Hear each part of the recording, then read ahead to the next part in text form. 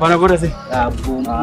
Hapana kwanda mubaya kuti ndezama kufonera ungazvibatira. Hapana nyimbo kabva munhu nacho ndiye nyaya isi. Mama utoro yama bebe. Ndakushabura manaize usona ana smart here. Uzoma topinda. Ndatopinda baba. Mabebe. Baby boom. Abuno. Zvamwari baba so. Ndiye nyaya. Kunyango yakudzima togunonobaya kana danomona. Haisi denje. Sazonimakisa wangu kukumbira ndo wangu. Uye handi ndinokuratidza unotika munhu bhoro. Kotsikisi Haisi smart here. Mazangu kupedza ndara. Ndati wewe push ripi. Ameno guchi rakabvisa chibandi rinodhura ngatibaye wangu. Ukwenda kubuchi famba so. Famba zvakanaka unotyisidzira chimwe changu.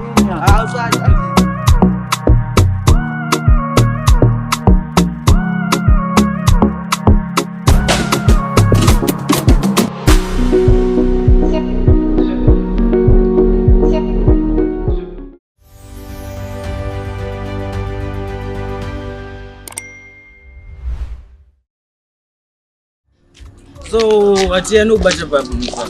Antacha nibata pagunda bana manje gunda kachada todzima waiza ndizoti ndienda kuita zvokutasa. Abba topone. Abba kuona shamwana. Ndiye unyarare.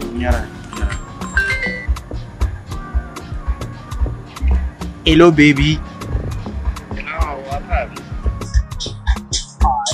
Ukuna papa. Padizwe mba. Pari safe.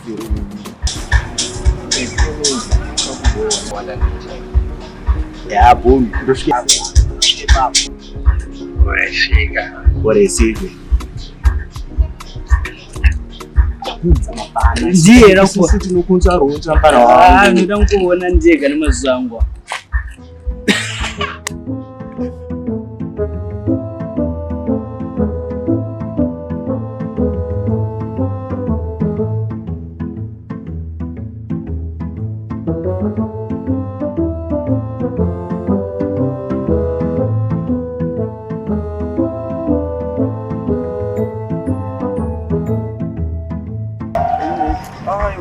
Ike mega mupeza watoza. Iwo mpesi lo.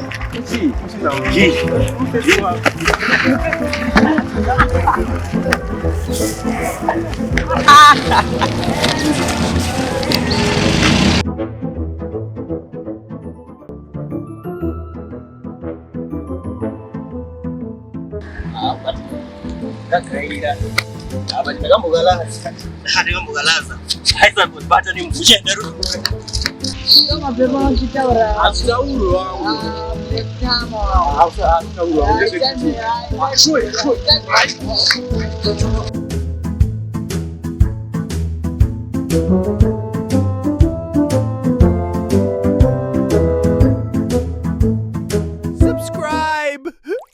Subscribe! Subscribe! Ah!